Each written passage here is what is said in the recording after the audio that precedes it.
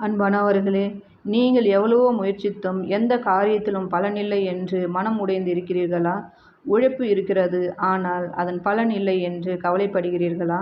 இன்று தேவன் உங்களுடன் பேசுகிறார். என் பெலனாகிய கர்த்தாவே, உம்மில் நான் அன்பு கூறுவேன். சங்கீதம் 18:1 கூறுகிறது. இந்த வசனம் நமக்கு நினைவூட்டுவது என்னவென்றால், நமது உண்மையான பலன் கர்த்தரே என்பதுதான்.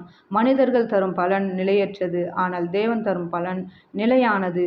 நீங்கள் விதைத்த கண்ணீரை தேவன் காண்கிறார். உங்கள் உழைப்பையும் ஜெபத்தையும் காத்திருப்பையும் அவர் மறக்கவில்லை. இன்று வரை மூடப்பட்டிருந்த கதவுகளை தேவன் திறக்க வல்லவராயிருக்கிறார்.